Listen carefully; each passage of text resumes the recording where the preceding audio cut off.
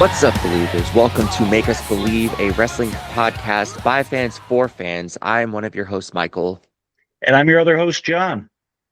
And today we're just going to be talking about kind of just like a general vibe of what's going on in the product and the lead up to WrestleMania. And give like an update on our power rankings.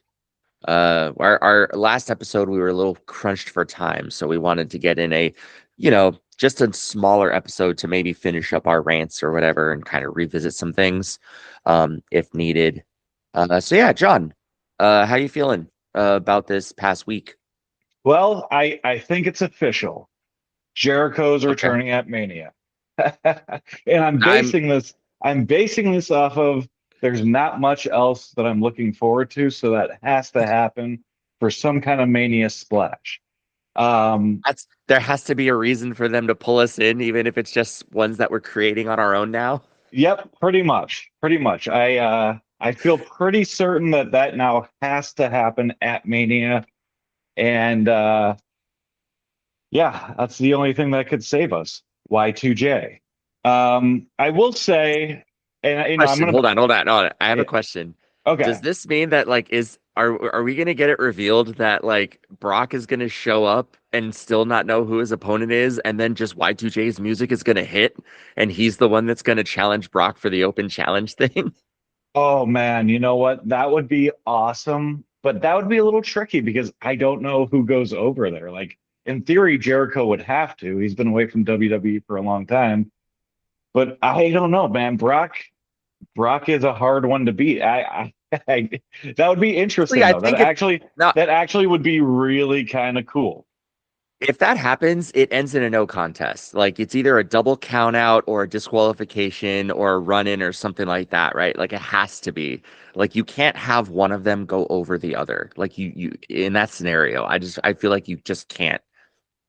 So Yeah, yeah. I mean, I know they're pushing Penta right now, but I almost would love for like him to swoop in and challenge Penta and win his 10th IC title. But I know I'm getting dude, a little bit ahead of myself because obviously yeah. there's no guarantee of Jericho, and I don't think they want Penta. Well, I don't know, man. But by the time I Mania think he's gonna happens, get a legit run. I think he's gonna get like a semi legit run out of this, yeah, honestly. because what would that be like a monthish where he'd hold the title?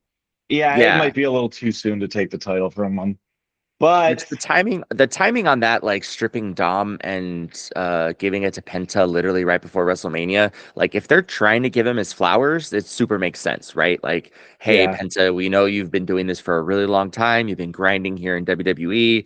Like, here's your recognition, man. We're gonna let you go to Mania as champion and leave Mania as champion, kind of thing, you know? Like it would have been cool for it to be Dom. Let's be real, but I know that we're both marks for Dom, so there yeah. is I that. mean, realistically, I'd say Jericho's probably not going to have a match when he inevitably shows up at WrestleMania. He's probably just gonna, Inevitably. yeah, he's just gonna probably interrupt somebody, or I don't know what he's gonna do, but he's gonna be Yeah, there, guaranteed. You heard it here there first. has to be. Yeah, Otherwise, why are we even doing this? And I never in my life, like all of, any times that we've been doing the podcast and stuff, never in my life did I think is like, oh yeah, I'm gonna look at WrestleMania and be like, what's even the point? Like I never thought that WrestleMania would be so utterly uninteresting that I just it, kind of wouldn't care. is there anything you're looking forward to right now? Um, honestly, no, not really. Like the tag divisions are both really stale in the men's and the women's. It's horrible. Both of the men's divisions are stale. The women's division is stale. Both of the or all four of the main title matches, like card matches, seem not What? necessarily predictable, but a handful of them are, right? Like Roman's probably going to go over on Punk, which I don't really like, but it is what it is. Um I don't know who's really going to go with Randy versus Cody, but if they don't use that as an opportunity to turn Cody heel, I really don't know what happens with QB1 because I don't really want to go through another year of stale ass babyface Cody. Yeah, this is Um, like the first WrestleMania ever where both the main events or both main title matches are everybody's a face. There's no heel in the yeah, match. yeah, the Jade and Liv. And even then, Liv necessarily isn't. She just kind of she's too She over is. with the crowd No, right now she to she is. be a I guess typical. I was talking. I guess I was just talking Oh, for the more men, yeah, for the men's. men, Yeah, yeah, yeah. Um, like all I four of I them are I'm faces. pretty sure Rhea's gonna take the title off of Jade, and uh, it's a 50-50 on Liv and Stephanie for me. So I honestly, yeah, I don't know, but I don't like when half the matches are pretty predictable and you've done almost no build up for anything else. Like, what's WrestleMania going to be? It's going to be two nights of me sacrificing about 8 hours to sit on my couch and watch as they showcase the going sitting through ads and as they showcase the celebrities that are in the crowd for everyone at home to see for 10 minutes at a time. Oh yeah, it'll be 8 hours we never get back. But I will say it Yeah. was a little weird with Rhea and I Jade love because how you put that. I love how yeah. you put that. That was so good. But it was weird because Rhea and Jade had that wild Twitter fight. I don't know if you saw it. And then their No. promo. Oh yeah, I am not on Twitter oh dude. or So yeah, they were whatever going. bastard version they're trying to call it now to save grace and make it quote unquote cool. They had like what seemed like a real spat on Twitter, with like it kind of escalated with like back and forth messages to each other, and like it got pretty serious. Like Jade was saying like, oh, like you like I'm not quoting it, I don't have it up in front of me, but basically the gist of it was like Jade accused her of like going to creative for like favors to get over, and Jade didn't have to do that. And then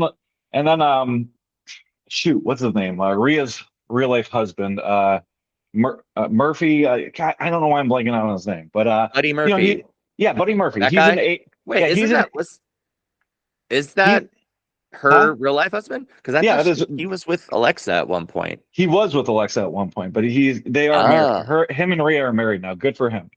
yeah, Um, for real. that's Well, that's good for not. both of them. Yeah, that's not a bad 1-2. I don't know who else he's been with, but that's a pretty solid 1-2. But anyway, I digress. He reposted some of it, and that's what makes me really think it was real because AEW No, would not be cool with one of their talents pushing a WWE storyline. So no, and I vice think, versa. Like a yeah, WWE wouldn't want AEW right. cross promoting like that. Like, No, no. So like to me, like because those lines crossed, like and again, like even Jade talking about Rhea going to creative, like that's I know we're pretty loose on kayfabe nowadays, but like mhm. that's still stepping over a line in my opinion, because you're building up a WrestleMania title match. So I think that was real. Yeah, And then they had a promo, or they had like a spat on on air, and it was nothing. Like it wasn't that good at all. So like that was no, disappointing because I was it like, okay, well maybe this is gonna fire up because we got some real life heat, and maybe it'll cross over and make for a really good story. It didn't seem to. And then going back to what yeah, you it said was about the like tag, 7 minutes of them basically telling each yeah, other, "I'm gonna take that title by force, and there's nothing you can do about it because yeah, I'm that bitch." And I'm yeah. I like, don't. "That cool." And then you both daintily drop a mic. Like Yeah. Okay. I'm Ooh. not Yeah. Cool. impressed. Cool. I'm not Yeah. impressed. No. Yeah. We got real mic droppers here now. Like that wasn't it. But yeah, and even going back to what you said about the tag titles, I sincerely don't remember the last time the tag titles were defended on a PLE. Like I don't. Like it might have been when Sammy and KO defended it at WrestleMania like 2 years ago. I don't know if they've been defended since. Don't quote me on that. I'm not looking at numbers right now, but I don't remember the last time. That was the last time I could remember them being defended on a PLE, which is pretty wild. Even if I'm wrong about it being 2 years ago at Mania, I guarantee you it's probably been at least a year. I don't remember the last time they've been defended on a PLE. So I don't expect to see him at WrestleMania. Um, and then So yeah, I mean no, it's no, just no. Fun fact. The last time that the WWE Tag Team titles, the male side, was defended at PLE was WrestleMania 40 and Night 1 yeah, when the okay. titles were split into the two different titles. So I don't know if they've been on one since, like you've said, but it's it's enough that we're questioning it, right? Like if you have to Yeah. Google it, like it's too fucking long. Yeah, no clue. Like it's just you never see him on PLEs, which is crazy because Also, Also, we swear now. I don't know if the viewers or the listeners have caught this. Like we just kind of swear now a little bit. yeah, Um, we're turning heel a little bit. yeah. At the very best, like we're like, maybe anti-heroes or whatever, but we're still gonna flip the bird every now and then. If it worked for Stone Cold, why can't it work for us? Right? I'm Yeah, yeah. bald, I have a goatee, like or a beard, like it's the same. Yeah, but hopefully, like, I don't want to go as far as saying we're all elite because that would mean that we're Oh rapidly yeah. No, losing that's the wrong listeners. company. That's the wrong Yeah. company. All right, anywho. Yeah, but I don't, yeah, that's crazy to me. Some other stuff that's going on, like Aleister Black, like it seems like he's just doing the Killer Cross shtick that got Killer Cross fired, like trying to turn people into the, come over to the bad side.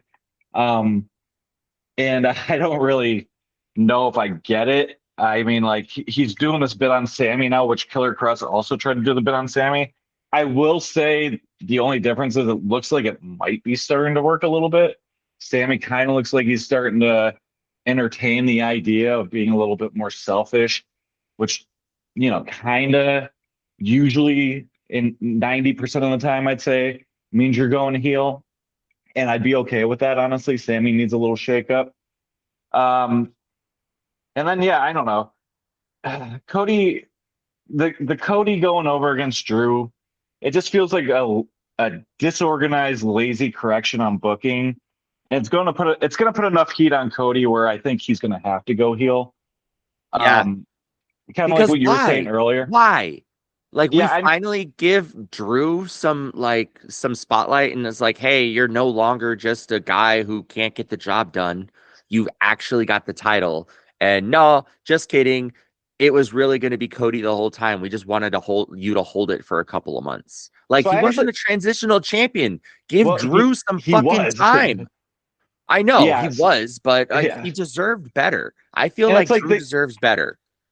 I agree. It's like they just did that to appease like the loud IWC, and they were like, "All right, look, we gave him a title." But clearly, by having Cody, and I don't think their intention right now is to turn Cody heel, but they're definitely saying that they don't trust Drew to have this spot at WrestleMania. It's Yeah. obviously going to be him and Fatu. I mean, like Uh-huh. that. Like it seems like him and Jacob are going to have their match now. Which Yeah. could So be a banger. Which could no, be a banger. I was really I, excited for Cody versus Jacob, but if we're just gonna get like Cody or Drew versus Jacob instead, I'm still here for it. I was gonna say that. Like I do think that that's a bright spot because you still have enough time to because it's been a little bit of a all over the place feud. Like it kind of started with Jacob going after Drew, and then it kind of leaked into him and Cody, and then it was kind of like a weird mix between all of them. And now it's kind of back to Jacob and Drew, and I do think that you can build just on them going to have a good WrestleMania match, and I do think that that'll be a really good match too. So I am kind of looking forward to it, but it is a slap in the face to Drew, and I do think that the fans are going to be upset enough to where they're going to turn on Cody, and I think it's going to happen. I would predict it happens within the next couple weeks. I'm not saying he necessarily turns heel in the next couple weeks, but I think you're going to hear fans booing him in the next couple of weeks because people aren't happy about this. And it doesn't really have much to do with Cody besides that he's been like the top baby face for a while, which does get a little tiring. So I think it's just the wrong time to do something like this for Cody because I do think the crowd's going to turn on him. I've said this in past episodes, I believe, but I've watched Cody, I've watched his entire journey outside of WWE, and I definitely think he's a great heel too. So I'm kind of here for it if they do make that decision. I'm afraid they're gonna kind of linger on him being a face a little bit too long. But if they're smart, they will turn him a heel because he's a great heel and he can, he can do a lot of good in that aspect too. Um, and then, yeah, I mean, going the other way, I know I'm kind of bouncing around here. But I actually am looking forward to, I will say, like right now, the only clear thing that I see that I'm looking forward to with the WrestleMania is Punk and Roman. Like I'm interested in it. That was a Yeah, really good segment between Punk and the Usos. I think it's weird because I think I've always kind of liked Jimmy more. I think that if he didn't get hurt and kind of force Jay to go solo, um, where that kind of led into like early bloodline stuff. With his early, during the pandemic, his feud with Roman that wound up making him be with Roman, and then, like I said, eventually turned into the bloodline. I think if Jimmy wasn't hurt during that time, Jimmy would have been the better solo guy. I think he's got a little bit more charisma. Not that Jay doesn't. He obviously has like a big, yeet following with him, even when he's not doing much in the ring. People, at least in the audience, are really behind him. But I think Jimmy actually Jimmy's has more depth it's to his character. Like he's more yeah, and his believable to me. presentation is more natural, right? Yeah, yeah, exactly, exactly. Like it seems more Yeah, authentic. I believe it more. Like when he came out and he kind of had to be Big Brother on that Punk segment, I bought it, and I thought it was yeah. good. I actually liked it a lot. Um, and that was good for them to do too. Like I don't know what's going on with Roman where he can't be there every week. I don't know if it's intentional. I don't want to jump to conclusions with Roman too much because he did have that leukemia scare. They might just be trying not to push him too hard. He might be such a big star that he's taking, the Brock treatment. I have no clue what's going on. I don't know why he's not there. It could just be storytelling. But this segment with him not being there and the Usos coming out, it worked for me and I liked it. And I am invested in this rivalry now. I will admit that. But then, yeah, I mean, other than that, I mean, I don't really have any other thoughts besides, again, this is a super random one, but we brought up AEW like a minute ago for no good reason. But is Carmelo the only male singles competitor, or even the only singles competitor, male or female, that isn't former AEW? I think he is. Wait, competitor in general or champion? Champion, sorry. The only singles champion, male Um, or female, who's not former AEW. I think he might be. That was just an interesting tidbit Penta I thought of. Penta was Had AEW, right? yeah, oh yeah, yeah, for a while. Uh,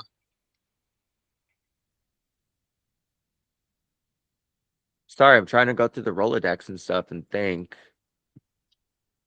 Yeah, no, that's 100% of the male side. Yeah, and then you got Jade, you Yeah, got yeah, because you had Stephanie. what? Yeah, because you have Cody and Punk, which obvious, right? And then you have Mello and Penta. Yeah, And and then on the female Stephanie, side, you have Jade and Stephanie, which yeah. Stephanie was only there for an episode or two, but I was still watching during that time, so I can confirm firsthand Stephanie was there. all right, well then that counts. Yeah. And then you have A well, no, because AJ never showed up, did she? No, that's true. So yeah, Yeah, so AJ's a good one. Yep. and then shit, who is United States champion right now on the women's side? That's so bad considering that I'm the host of a freaking Oh, wrestling podcast. It's Julia, and she wasn't I either. thought it might still be Julia, but I wasn't Yeah. sure. Yeah. Um, Yeah. So o- so okay, so disregard. That was just a quick thought. yeah, no, but I mean, it stands to the like kind of the nature of the business, right? Like you go from one company to another and back and forth and back and forth, and Yeah. I mean, Yeah. it's just kind of what has happened They're now. Like they're getting a lot of good we usage have out of these AEW guys. people, Yeah. yeah, we have AEW people, we have TNA people, and they vice versa have our old people. Like Mhm. it's Oh just what yeah, no, happens. it for sure. I'm not knocking it at all. I just just thinking about it real quick, I was like, that's kind of interesting that a Yeah, lot of these champions are former AEW guys. and I would say that while the optic is kind of interesting, like it would make sense because if you're going from AEW to WWE, that means that you've had a career, like a legit career, right? Like you've done enough on the indies to get noticed to get to one of the big three Mhm. promotions, and that you've bounced around in those top promotions enough to be recognized as being, good enough to be champion and carry that division.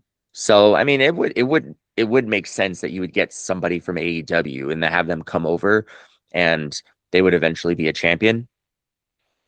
In my opinion, I don't know, just, because It's just a lot. It's only noteworthy to me because it's a lot. yeah, yeah. And I don't know. I feel like there has been a lot of turnover in the last couple of years as far as AEW coming over to either NXT or just straight up to the main roster. Um, and I think that might be like we've mentioned before, like the lack of storylines and the product diminishing over on that side, and the deal with TNA happening Yeah, to where they're doing a lot more cross promotion stuff with TNA and having that be allowed. So, um, yeah, I think that has honestly opened the floodgates a bit in the last couple for of sure, years. for sure. Yeah, no, it's interesting times for sure.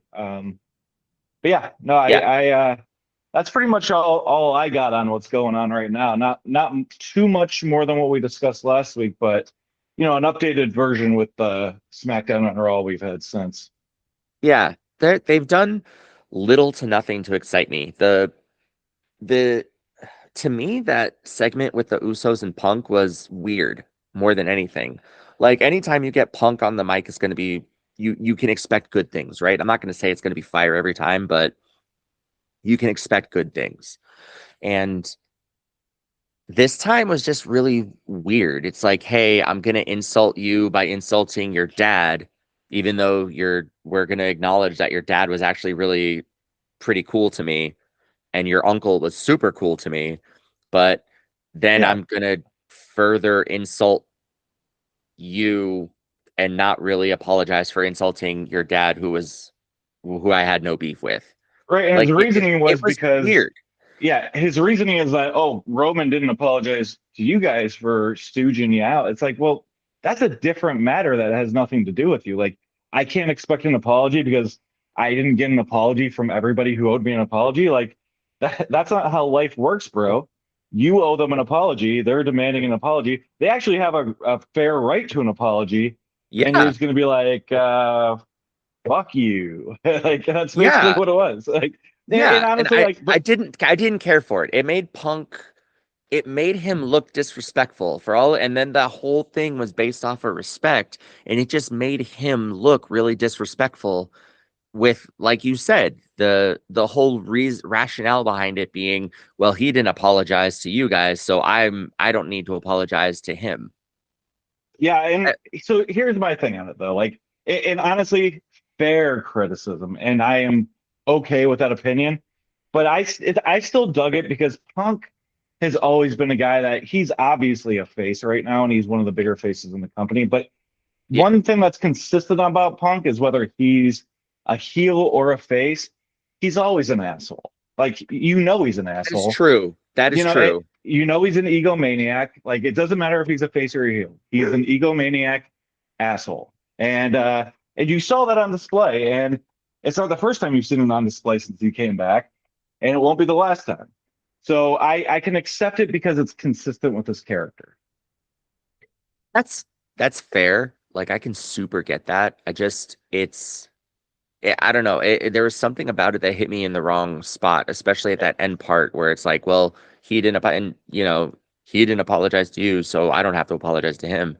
Which, Oh to your no, yeah, point, like totally get it. if your cousin slaps you, Yeah, you can let that go because that's between family and that might be your relationship. But if yeah, somebody else talks shit about like your uncle or whatever, now that's somebody outside the family talking shit about your family.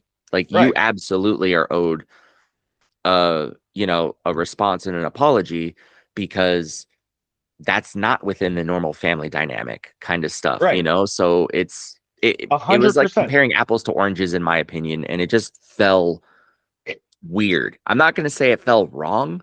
It just felt weird to me No, personally. and I agree. I do agree because, like I said, it's like nobody has gotten an apology from everybody they deserved an apology from.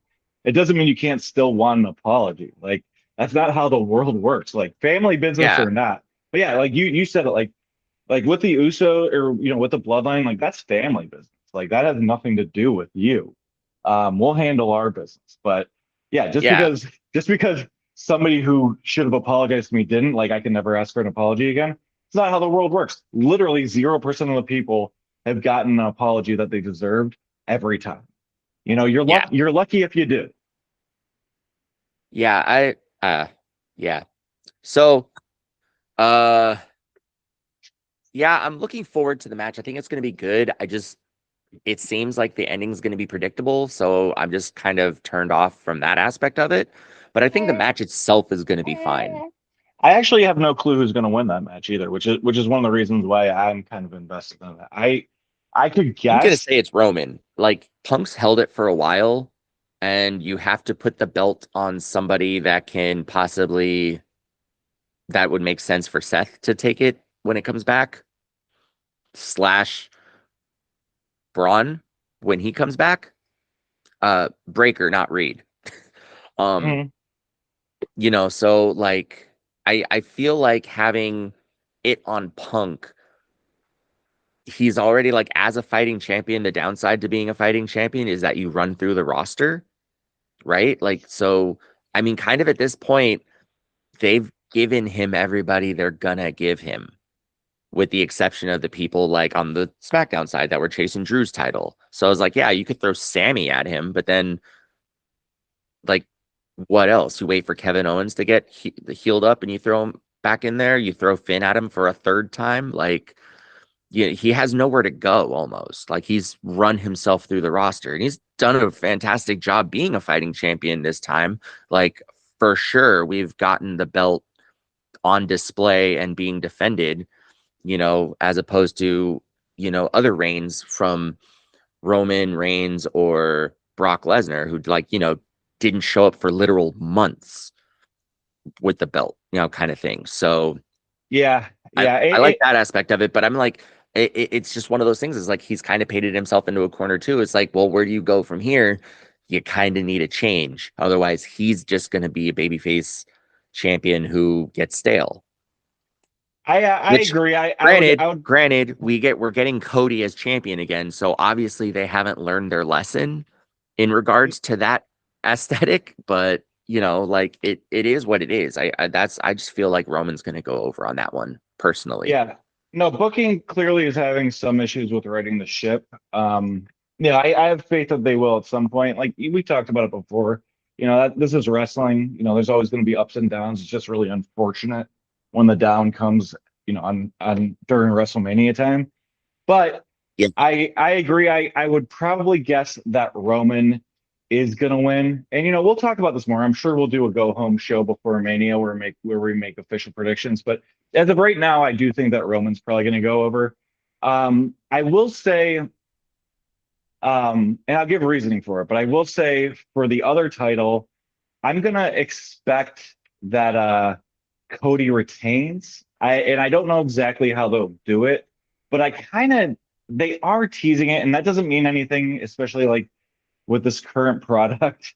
It kind of seems like they hint one thing, but then you realize you're just reading too much into it, and they actually have no idea what they're trying to do with it. But I kind of feel like they might actually be getting closer to Sammy having, a little push for the title and maybe even get it.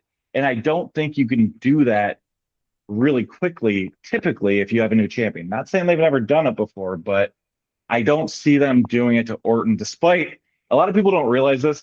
And this is one thing, like you see a lot of backlash about like, oh, Drew, again, he only holds the title for a little bit. Um, but most of like Orton's a 14-time champion.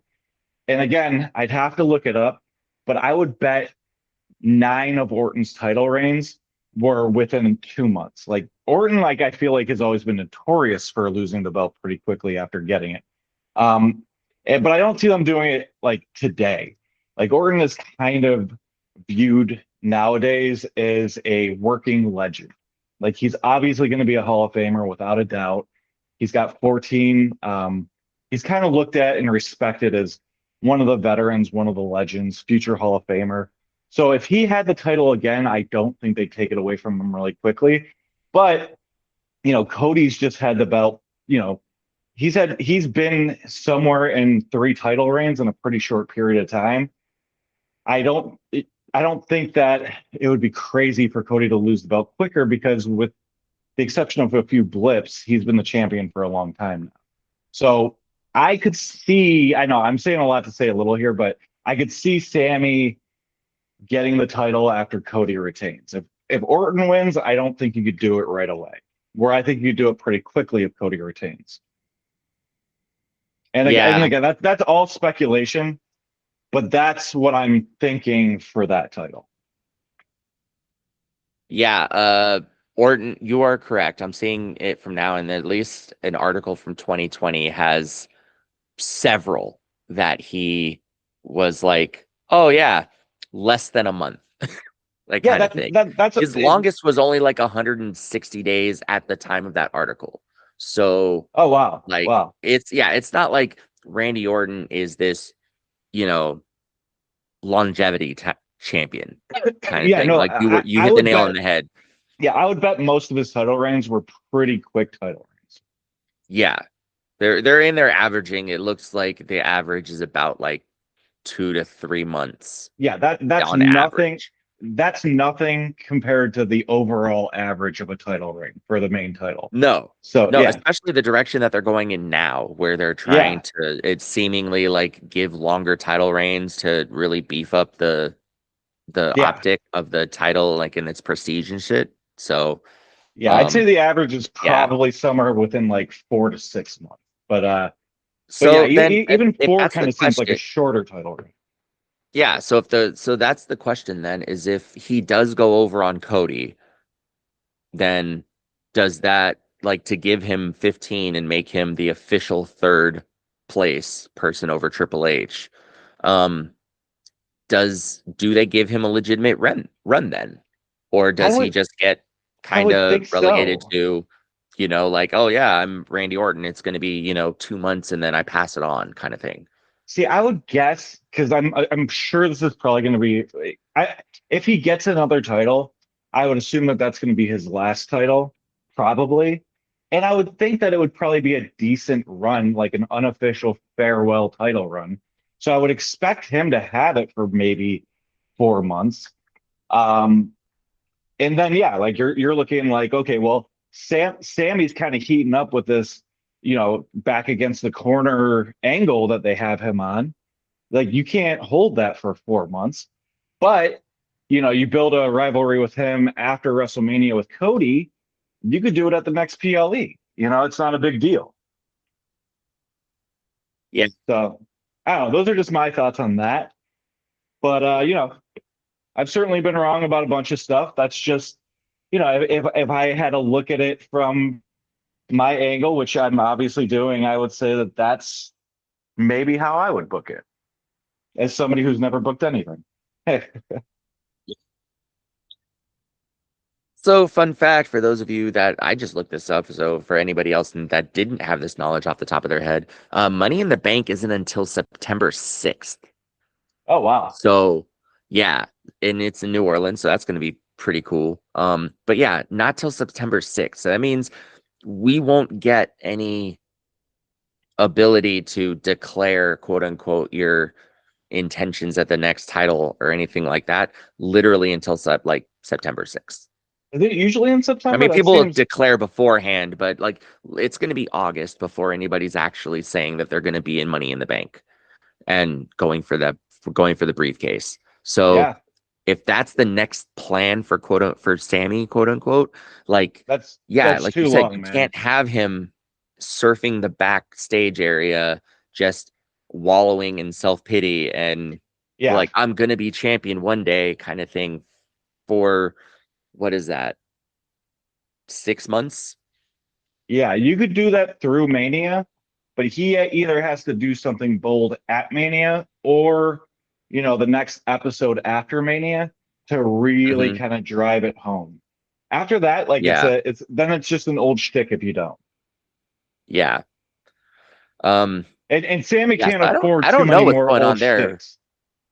Yeah, I just it sucks. It sucks because we want it so bad. Like I know I want it so bad. I I know want you it. I want probably it want bad it so too, bad. for sure. I was like, we want Sammy to get a belt. I'm like, dude, even if it's like cool, have him win it, then have somebody cash in on him. At least give him the title. Like, He give him the deserves to have that accolade on for a his little resume. bit. Yeah, yeah, Just something to put on his damn resume at this point. I would yeah, love a full on Sammy Reign, but if you're not gonna give him that, dude, anybody can get the title and get it taken off of them in a cash in. Like, come on, guys. for sure. No, At this point, I'm it basically happens. begging creative, right? Like, at this point, we're basically begging creative, but whatever. They don't listen to us anyway. So, They don't. They clearly do not. We've been throwing out good ideas for, geez, go almost a year now, right? Like, almost a year. Yeah. yeah, not a Um, ton comes to fruition, but I think if they tuned in, we might be getting an invite to the writers' room because I think that not you to know, toot, but I think that hey, it can't get too much worse than what's going on right now. look, the way that we bit like that we booked War Games and Jericho coming in at Royal Rumble is Oh, freaking that's enough. I feel yeah, like that's enough. If would have been a they thing of heard beauty. that and you're like, hey, they got Moxie, not Yeah. Moxley. Moxley is somewhere else. We have Moxie. It's different. Yep. Yep. Um, Um, but no, yeah, Also, hey, go ahead. side question. Do you think that son of a bitch is ever gonna be back? You know, it's hard to say, but if I had a bet on it, I do think at some point we see Mox back in WWE. I think that a Shield reunion is just too good to not, to pass up on if you have the opportunity to do it. I don't think we'll see that for at least a few years, but I do think eventually it's going to happen, whether it's with AEW just really going under hard and maybe not even being able to afford some of their bigger stars. And Mox is certainly one of their bigger, if not their biggest star. And then, yeah, he's good.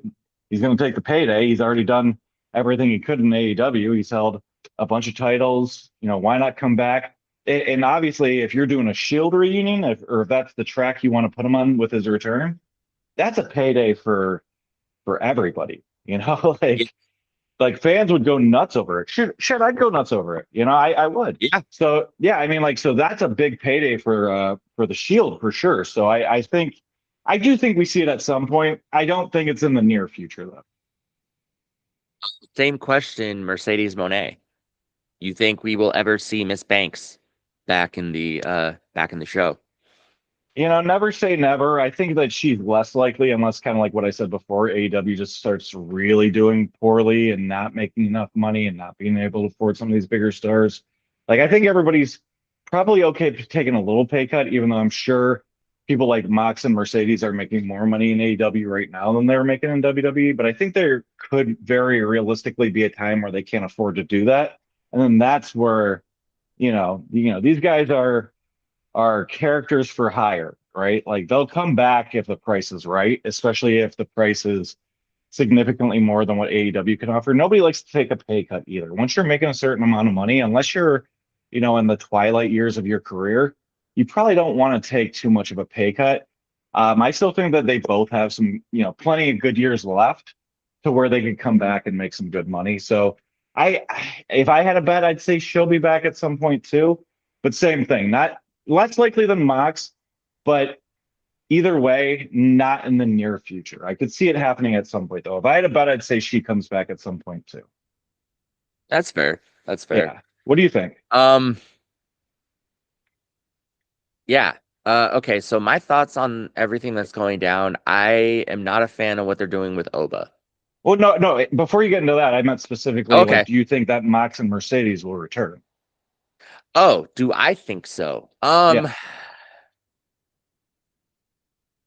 I think it's possible, and I think we will see them at some point down the road. But I like you said, with them like having their contracts and stuff, obviously you have to wait for those to go up. And AEW seems not vengeful, but they're more likely to like, oh well, you were injured, so we're gonna add that time onto your contract, even though Oh they're yeah, not gonna do anything with you. Like they did that they're to Ray kind of Phoenix. yeah, exactly. So it's like, hey, you were injured, we're gonna tack that time onto the end of your contract, but we're still not gonna push you or anything like that. We're literally just Right. gonna hold you here so you can't go Yeah. anywhere else. Yeah, I think Ray was just So sitting at home. I don't even think he was doing anything. yeah, and so I'm like, there's that aspect of it where I'm like, yeah, you have to wait, like legitimately wait till their contracts are up and then have a good way to like, you know, bring them in. Yeah. Uh, but yeah, if assuming all the stars aligned and everything, I could see both of them making a comeback. I don't know how well it would go. Because you want them to come back and be like, oh yeah, world champion, oh yeah, tag champs or whatever, and you want to insert them back into the nostalgia kick of where they were when they left. But realistically, you kind of have to look at it as the same aspect of like the divisions have changed. Like we've cycled through generations so far, like people have come up from NXT and established Mhm. themselves as champions and main eventers now, and you coming in means one less spot for somebody else in a storyline. And it's kind of that beef that they were building on with like, Punk and Punk coming back, like now all of a sudden Rollins has been here for almost, for a decade and holding the company up, doing his thing, and then Mhm. Punk comes back and he's just welcomed with open arms and thrown into the main event. Well, it's like, Yeah. but what about everybody else? Not even just necessarily Seth because he was already there, but what about the other guys that's, were in NXT that have been grinding their whole time to try and get to that point, and now somebody just shows up and gets it handed to them because of the nostalgia pop, essentially. So, Yeah, but Punk has, in my opinion, been doing pretty well with his return. Cody as so well, yeah, Drew. But like, people do leave and come back where it's pretty well received. yeah. I'm just saying that, like, there's only a finite time for each show, and there's a finite number of matches that you can have on each card, and not every single one of them can be a 30-man Royal Rumble or something. So Right. you can't get TV time for every single person on the roster, and having somebody like that show up is going to take shine away from somebody else. It's going to take that spot from somebody else. And Sure, but in theory, it whether or would be not the you're weak pushing link, one of your right? favorite, that what? I mean, in theory, it would be the weak link gets pushed off, right? I mean, in theory, but it's not always the case. Like, like True, for all we true. know, like Penta could get bumped, like I said, like Penta is single-handedly the one person who is like turning me on to maybe Lucha isn't that bad. Whoa. Like Okay, Penta that's himself, breaking news, people. yeah, Penta himself is literally making me look at, well, maybe I should watch AAA, like kind of thing, you know? Okay. And it, like those kinds of bits, it's like, yeah, he's a luchador. I'm not gonna watch him, get him off of there, throw Moxley on there. I want Ambrose back. Let's do that. Mhm. But that's how I would have looked at it. But now watching him in the ring and seeing, what he's capable of doing and everything, it's like, oh no, this is not the lucha that I was exposed to before. This is different. This is something I can actually get behind. I want to watch this more. I'm kind of invested in this now. And I wouldn't get that opportunity if you just bumped him, kind of thing, right? And but that's a perfect example of somebody Fair enough. Fair starting enough. low, grinding their way up, and actually getting to showcase what they can do to the people, to the audience, and turning the audience's opinions around. And Yeah, hey, those are fair typically argument. the people that get bumped. So, I mean, like it as much as I would love to see them, I don't like what it does when they come back. I guess is what I'm trying to say. The purist in me doesn't like that because That's then no understandable. nostalgia kick is really worth burying somebody else for. Just so Ah, I can pop a little bit in my feet, like so I can cheer a little bit in my, on my couch, and feel a little good for the next couple of months for this, storyline or whatever, like I don't feel that is necessarily going to be useful in the long run. I get it. For me, it's situational. I wouldn't want to see Mercedes back, but I think that Mox coming back could actually be pretty good. I think you could do a good amount of good story, improved story with Mox back. And I'm not even the biggest Mox fan. It's just, you'd obviously have probably, if they did it right, a slow build to a Shield reunion. Mhm. Probably starting with a little rivalry. I could be interested in that if they did it right. Mercedes, there's just been the only time I really liked Mercedes was when she first got called up to the main roster and when she was doing her thing with Bayley. Outside of that, because she was there for a long time, so that's not much. Um, for the most part, I never really liked Mercedes that way. I always thought she was pretty shit on the mic, and I didn't like that. She took her ball and went home when she wasn't happy enough being the tag champion with Naomi. But yeah, I mean, overall, like I don't really need to see her back. But Mox, I do think could draw enough interesting story. But yeah, I just wanted to get your opinion on that. No, that's super fair. I love Sasha. Like I love Sasha, but Mhm. you're right. I love Sasha from the tail end of her NXT run into Yep, her exactly. debut and then into like the Golden Role Models era. Like that was Yeah. the Sasha that I loved. Oh, that was But great stuff. yeah, absolutely. I agree. She's not the best on the mic. She just isn't. But she's she's gold in the ring. She just is. Yeah. So, I mean, it kind of balanced out. I don't know where she fits in. I would be interested to see where she would fit in and to see the kind of matches she could have with you know, God, I don't even know. Like, was Rhea even there yet? Yeah, she was. I can't Because really Rhea's think of been there for any. a while, but She has. yeah, but she hasn't like, Roxy or Stephanie or Julia, like No. Yeah, none of that for sure. Sol Ruka, like there's a ton of up and comers that are either just made their debut within the last year or so, or that are getting ready to come up that could be, banger matches for Yeah. Sasha. And I would be really interested in that. But also, I don't know if it's worth bringing Sasha back just to have those matches. Whereas you could have those matches if you just called Sol Ruka up or did good booking with Julia and Roxy and so on. Like so it's Real like I don't quick. know. Yeah. It's iffy. It's iffy, I guess. Yeah. Yeah. I will say you just mentioned something that I just wanted to touch on real quick, and then I want the rest of your thoughts. But All right. um, man, and you know what? You did it during the Rumble, and I'm doing it now. Julia's sidekick. What's the correct name? It's Kiana James.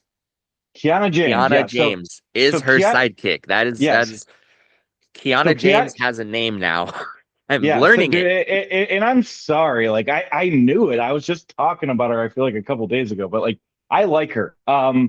Is it just me or does it feel like she's kind of passing Julia now on being over or close to over?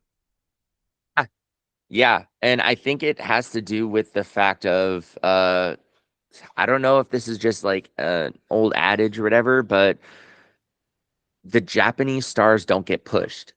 Dude, I've said that before. But Yeah, here's the thing. they It's not just just don't. I kind of feel the way about Japanese superstars as you do with luchadors. I've said it before. Like I've watched plenty of New Japan. I've watched some All Japan. I I like watching them because I feel like on those stages, it's tailored to them, and it's just a good fit. There's no way for me to say this where I don't sound a little like biased or even like nationalist, but like, and I don't mean it that way. I promise you, I don't. It's just there's something about Japanese wrestlers, and I know Julia's technically not Japanese, but I think she was raised in Japan because she speaks Japanese. But there's just something about Japanese wrestlers in AEW and in in TNA and especially in WWE, where it just feels like something's off, like it's the wrong setting, and they're not like I'm not as into their characters as I want to be. There's been exceptions. Briefly I felt really strong about Shinsuke until he won the Rumble, and then he had that ball kicking contest with AJ, and then they just kind of buried him. And I kind of feel like Io's a little bit of an exception to that. But for the most part, like a Japanese wrestler in WWE is never near my favorite wrestler. I don't really know how to explain it. I don't know why that is, but it's just kind of a miss for me on that stage. Um, and I even get to a certain extent what you're saying about luchadors. I don't feel as strongly about it as you do. But like in AAA and MLW and especially I've gone off about how much I love Lucha Underground. Like the stage just seems like built for them and it's perfect. In WWE, it doesn't feel the same. It feels like it's an American wrestling company, and if you're not American or Canadian, I don't know, man, because like I'm trying to like justify it in my head, but that doesn't even make sense because British or Australian wrestlers, it doesn't feel that way to me. I don't know. I don't get it. Even Obafemi, who's Nigerian, like I'm super into his character right now too. So I don't know what it is, but about Japanese wrestlers in WWE or some of the other American companies that it just kind of feels like a miss to me. Anyway, that's my rant where I feel like I'm sounding a lot worse about it than I mean to, but it just feels like something's off about it to where it's not hitting like it's meant to be hit. I think what it is, honestly, is it's the style. Like the Japanese style typically focuses on in-ring performance over storylines, from what I have gathered so far. And like the bit of Japanese wrestling that I've watched, like it's really focused on the in-ring and not necessarily the story that got it there. So they kind of let Yeah, that speak for itself, right? sure. So, but you're a story guy. Like I you am. could give or take a good match, like a great match, if the story doesn't, line up with it or make you care. No, that's true. I've So I said it think that's the before. To aspect me, about it. a good match is the cherry on top for, a proper build. Yeah, I don't exactly. necessarily So need it if the build's right and if the result is right. yeah, so I think it's just that. I think it's like you have guys like, Will Osprey who's going to go through and put on like a 5 or 6 star match, Yeah. you know, but it's the ring psychology that you're looking for in a traditional like WWE match that we've been conditioned for, of like trying to find all those little like the ring psychology, the reasoning why you're doing all this stuff, the build up to the match itself. Like that stuff doesn't necessarily exist because it doesn't need to, Mhm. because they're just going to put on a bomb ass performance and that's what the crowd cares about. Here we there's just a different set of priorities. I think it is like it's the reason why I typically don't like lucha is because the style for the audience around like what it's traditionally been for and everything. um it's been for, like we're gonna put on high octane exciting matches. So all of the moves are flashy, they're flippy, they're high flying. Like it's a lot of action and go go go go, but it doesn't make sense in the ring as far as a storytelling component, like point of view goes for me. So it's like it's fun to watch, but it doesn't make sense to me because it's just like you're just doing something to lead up to the next flip spot or something, like it didn't Yeah, that's the reason why I don't like it. So I think it might be the same thing, kind of like, but just a little different. that's fair. Actually, that's a Um, very fair assessment of the situation. I can buy into that. I think though, like overall, it does show because you can see who, when they do come over, you can see really who can kind of like get on board and like adapt and assimilate to like to the WWE style, um, versus who can't and they still just want to put on those really good matches. And those people I found tend to not do well. Yeah. They No, just you're they right. kind of flounder because they can't really get into the storyline aspect of it. They just want to put on really good matches, and before you know it, they're in the mid card, then they're in the lower mid card, and then they're house shows only, and then they're gone. Right. So Yeah. Yeah. Yeah. Fair enough. Fair enough. Yeah. Sorry to digress on that one, but no, no, no, no, that's fair. And I think you're right though. Like Kiana James does seem to be getting more of a shine than Julia does, even though Julia is the champion. right. She's supposed to be the leader in that whole tag team and everything, but Kiana James is getting more of a focus. And I don't know if it's a perception thing of we always see Kiana as the sidekick. So anytime she does something, it's impressive versus Julia, you just kind of expect her to be badass. So anytime she is badass, it's just par for the course. Um, or if it really is like, no, they legitimately are pushing Kiana and just kind of keeping Julia more to the background kind of thing. Like, I Yeah. don't know what it is, I mean, it but certainly seems like Kiana is doing the more relevant stuff right now. Like you said, despite yeah, Julia being the champion, she's not really defending it much, and now you have Kiana putting a few really big spots and doing some pretty significant things in those big spots where Julia yeah, hasn't been. But yeah, I mean, I don't know. We'll see. But yeah, that is interesting. for sure. Um, yeah, the stuff that I had, I'm not again, like spoiler alert, I'm not super thrilled with the build right now. Yeah, right. Like it just is. Like and I like so we had two gauntlet matches essentially, one on SmackDown for the tag stuff and then one for the women on Raw for the women's Intercontinental, right? So it's like cool, we're doing a gauntlet match. We haven't seen those in a while, but really two in the same week? Like, Right. Yeah, that's a little come on, much. guys. I A don't little even much. love gauntlet matches. Again, that's another little No, gripe I have. Like you don't, they don't usually do them a ton, so it's okay. But yeah, like two that quickly, it's a lot for old John. yeah, and I mean, like with the tag one, you knew that Truth and Priest were gonna win. Like they telegraphed that they're the only ones that got a background interview, like putting the team together, quote unquote. They Hmm. came out last, like of course they're gonna win, kind of thing. It So did seem I'm built kind of that in, way. yeah, and I'm on board. I don't see Truth and Damian Priest being a recipe for the greatest tag team ever, but I It's see it being something, right? successful, especially if Yeah. especially if they're going after like who's it? The MFTs have it right now, right? If they're going Yeah, after them, like okay, I could see them going over and holding the title for a little bit as sure. Truth and Priest or whatever. But and eventually they're gonna lose it and they're gonna break up and whatever. I'm just excited anytime I get to see our Truth, honestly. So I'm here No, for it simply because of that. you know what? I even like the last few weeks where he was just doing like on like live TV advertising. Like he did it for like two different things, and I was like, this is actually kind of amazing. Like, like if you don't have anything for him, like this is somehow working for me.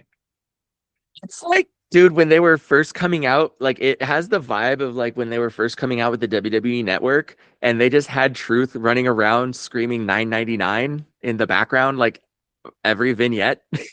Yeah, he's gold. It's fantastic, man. Like Yeah. goddamn national treasure, like I've said. Like he needs to be like first round Hall of Fame. Like he needs to. Uh Oh, he just he'll needs to. he'll wind up in the Hall of Fame. I'm pretty Uh, sure you kind of have to now. Yeah, there's never been a person who has accomplished, like, and I mean this in the most loving way possible. Do not hear this with any animosity out there, people. Don't at me or do. I don't know. Get us more likes and engagements. That's fine. I don't care. But seriously, um, like, truth I've never seen, and I mean this like legitimately, I have never seen another person's career be so blatantly Hall of Fame while experiencing so little success in the main like in the like the main event picture. Like he's never been a world champion. Like Well, he's been mid hey, card title at best. Pause real quick though. I will say you're mostly right, but technically he is the first black NWA world champion. That is true, and I will give him that. Like Yeah. that I'm saying for WWE, No, because the no, Hall of Fame no, doesn't care about your yeah, other stats. yeah. He's never Um, been that close outside of like a little feud with Cena yeah, that you knew he wasn't going to win. exactly. Yeah. So early career, he's kind of touched at stuff, but it's like, yeah, no, you're not going to get there. He's had some tag titles, he's had some singles titles in the mid card and stuff, and then About he is the 124/7s. winningest champion of all time. He is. He beat Thank Raven, which is weird. But 24/7 Ra yeah, demolished Raven. yeah. But I Demolished. mean, and the only reason Raven, I think he had a ton too, but it's because the hardcore title was basically turned in to the unofficial 24/7 title, like, and Raven won a ton of those. And yeah, Yeah, they had R-Truth break that record, which no problem. I love yeah. Raven too, by the way, but like R-Truth is a gem.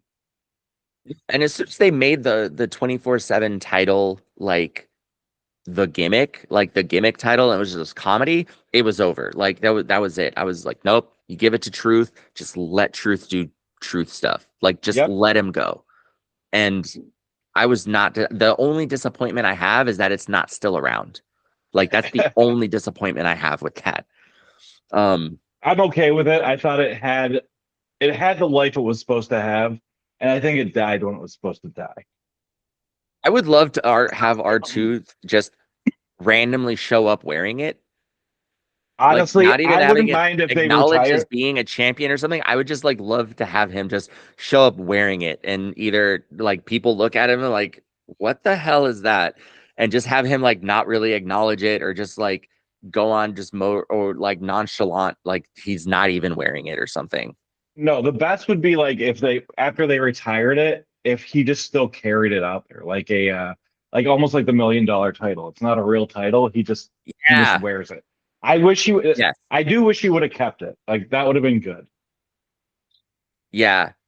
Our truth makes me want that title. Like I don't even want to buy Yeah. titles. Like it's like, why do Yeah. I want a WWE title, whatever? Our truth makes me want the 24/7 title. Like that's how much I love this dude, like, and what he Yeah. does. Um, Yeah. so yeah, like, but literally, like, for all of his, quote unquote lack of success on the big stage, like, I have never seen like there's no debate in my opinion that he's going in the Hall of Fame. Like No, I there's he almost will be. not been a more clear-cut position. Like John Cena's going in, Undertaker's going in, Shawn Michaels was going in, The Rock is going in, R-Truth is going in. Like he fits in that realm of course he's going in, there's no discussion. Who inducts him? And it's just he's been absolutely phenomenal in that aspect of being able to build that kind of career, or to build like that, that kind of career where you look at that end game and you're like, yeah, absolutely, with having not had those accomplishments that the other people have. He doesn't have a 21-0 streak at WrestleMania, or 21-1 or whatever. He doesn't have 17 world titles. He hasn't won the Royal Rumble 3 times, like that kind of stuff. But here you are. Ron Killings is going into the into the Hall of Fame.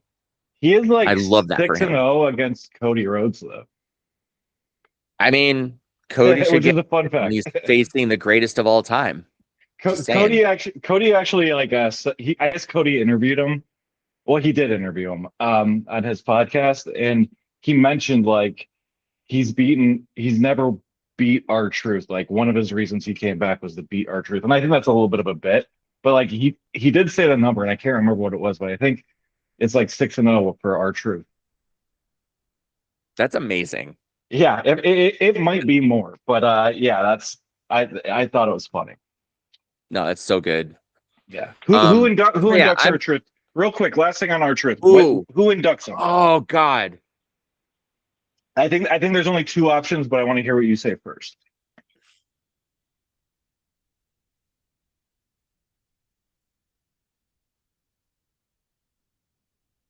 Are you still Cena.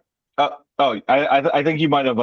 I think you might have gone out first. No, Oh, no, no, you no, said no. That Cena? was literally just Oh, me you're thinking. being Sorry. Okay, quiet. Like gotcha. I was Sorry, sorry. no, it was just quiet because I was thinking. Like that's all that was. Fair So enough. I'm not gonna cut that in post. Do Um, not, do yeah, not. I I just got a little I scared think there it's for a Cena. second. I You do cut. honestly, the only one that I can think of is Cena.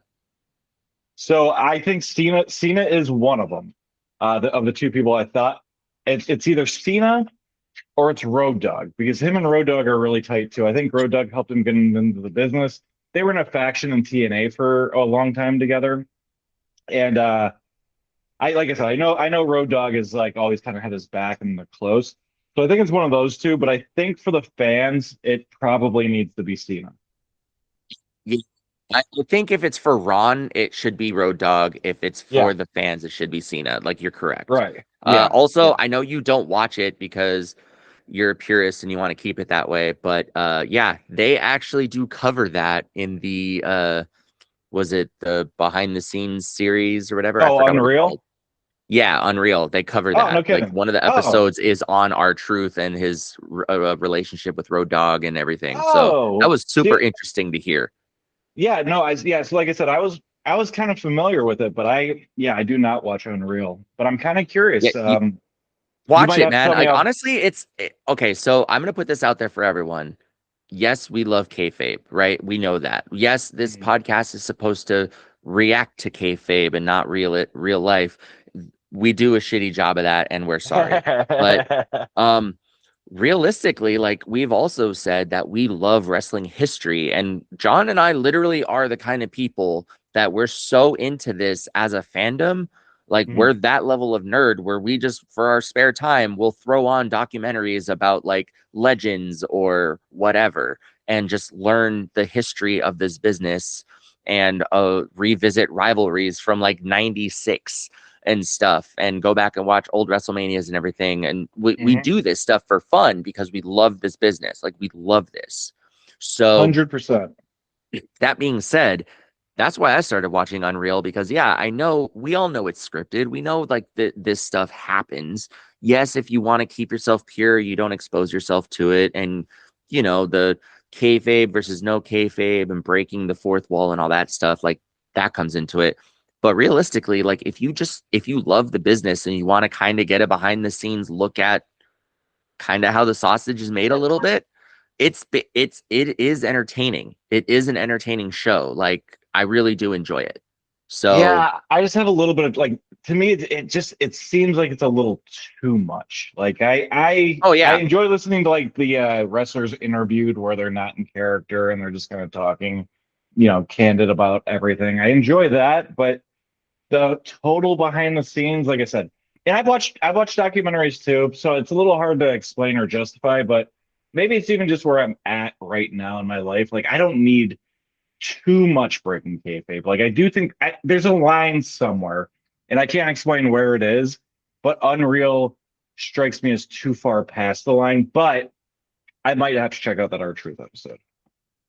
yeah. But what about the other episode with Chelsea? Oh man, see now that's too many exceptions, man. I'm Do I probably not gonna watch. I'm strings to probably not gonna pull watch or either of what? them. I love me some Chelsea, man, but I realistically I might not watch any of them. Like I You're said, gonna go watch them. I already know the Road Dogg Archer story. I don't know. I'm gonna think about it. I gotta think on Good stuff, man. No, but it. okay. So here's my thing with it though, right? Like we speak up kayfabe and its death and everything, or dying and whatnot. With, and this is something I would love to actually ask Triple H and like get his thoughts on it, and the other like just not from the productive or production side of it, but actually ask wrestlers and stuff like this, get like an honest out of character answer. Would be I would love to find out with information making it so difficult to maintain kayfabe and having it actually like be on its like kind of last legs a little bit. Do you think that these kinds of shows are a new way to basically introduce works for for us, for the fans, and try and find a way to like, hey, look, we're showing you behind the scenes, but we're doing it in such a scripted way that it's actually going to produce more storylines or whatever, or still make you feel the way that we want you to feel while presenting it as quote unquote real life kind of thing. You know, like, is this just the next avenue that they're using because the other avenues have been exhausted or have changed up due to technology?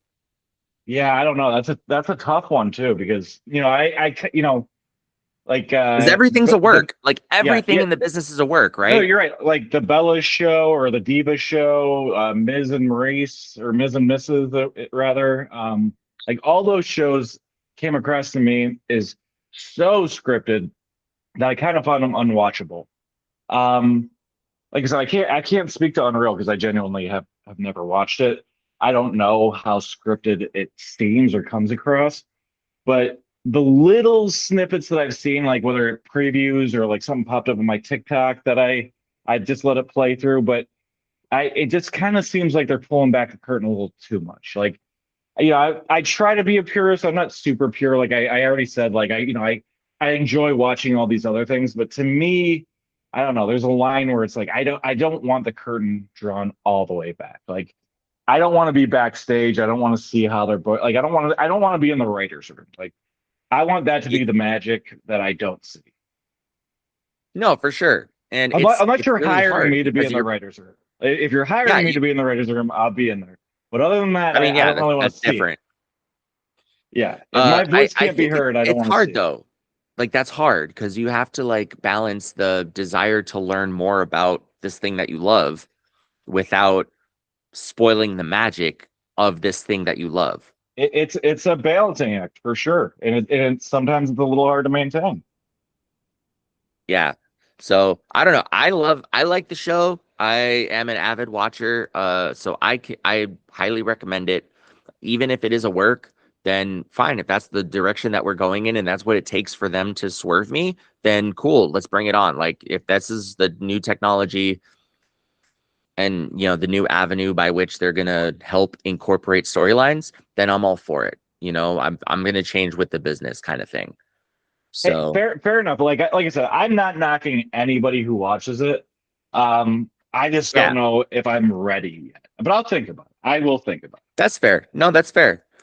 Okay, so on to my thoughts. Kind of quick fire because there's not a lot that we've haven't covered so far. Um, I don't like what they're doing with Oba. it. Like he's Okay, no, squashing talk about it. everybody. Yeah. Yeah. Okay, so he's squashing everybody, right? And I'm like, cool, you're gonna squash Kit Wilson.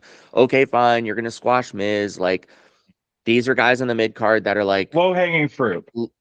literally designed for this, right? Yeah. And it's like I still don't understand why they think that having somebody who's 6'10, 310 pounds and looks like Oba Femi going in and having a squash match against somebody who looks like Kit Wilson is impressive. It's not, you know, Yeah, it's a like tough situation. Because yeah, they just called him but up, right? And but he's a it's big. so, yeah, it's so ingrained in the system or in the ideology of the business. I say our business. I mean, I don't know. Can we technically say it's our business since we have a podcast in it? Yeah, it's our business for sure. There we go. We're basically pro Yep. wrestlers, guys. Yep, pretty much. Um, so in the business, like I understand that this is a long-standing thing. You want your new guy to get over, you make him look powerful and dominant, and the only way to do that is to dominate other people, right? And that's the quick and easy way. But Oba is so skilled. He's not just this big dude that looks like that. He is really good in the ring. And we all saw that at Saturday Night Main Event when he was up in there with Cody, right? He's holding his own. So Yeah. I'm sitting here and I'm like, well, why are we just feeding Oba these squash matches? Why aren't we actually putting Oba into something substantial right off the bat and like get him going? Like, do we need this? I don't know why we need this. I really thought we were going to kind of get a taste of that with Johnny Gargano because we all know Johnny Wrestling can go. Oh yeah. Uh, and I was really looking forward to that. I'm like, okay, cool. He's still going to lose, but we're actually going to see somebody give Oba something to do, right? Yeah. No, I was incorrect, and that was bull. Uh, then we got Rusev, and again, really excited. I'm like, cool, this is gonna be his first like storyline or something, right? No, I was wrong. That I was should have been, wrong. I We're thought. just I thought because Rusev hasn't that been doing should have been anything it. either. That should have been the one. They could have built that to Mania, honestly. If they don't have anything else for them to do, build that to Mania. I I think he's gonna be the one that challenges Undertaker. Yeah. Or not Brock. Brock. Yeah. No, at this Okay. point, the Oh, way okay. that they're Brock. Okay. booking him, I he's th yeah, probably yeah. gonna challenge Undertaker so he can just squash Undertaker in all of his like retired, If he challenges Brock, I glory. think that that would be good. And honestly, and then that would be fine. You gave him kind of like a slow build, a slow introduction to, the main roster audience. Yeah. Um, so yeah, You if have he them wanted both to, if he, both yeah, sides, SmackDown yeah. and Raw, so both sides, but So yeah, everybody's excited for him. you're establishing him But as a does he monster, but yeah, you have to have him yeah, do something. but do you have him go over on Brock then? Because I would Oh, argue yes, you I think you do. have to. I think you You have have to. to, right? Yeah, I mean, Because you had Brock otherwise, what's eliminate the him point? at Rumble, and they had their little exchange, and we got kind of excited about that. He didn't throw Brock over the rope or Mm. over. He got eliminated by Brock. So then do you have him challenge Brock at Mania? Do you have him go over on Brock? And do you have it actually be a legitimate match? Because Brock is basically just doing squash matches now too. So I think you have if you're trying to establish a new star, there's no better way to get him over than to have him go over on Brock. And I think that that yeah, would be the best thing that you could do for him. If you don't have him beat Brock, then what was the point of having him go against Brock? You just hurt his character, and he's going to be around a yeah, lot more and a lot longer now than Brock. So why would you do that? yeah. Now And that doesn't mean why they on won't top do of it, that, why would you but even bring him up?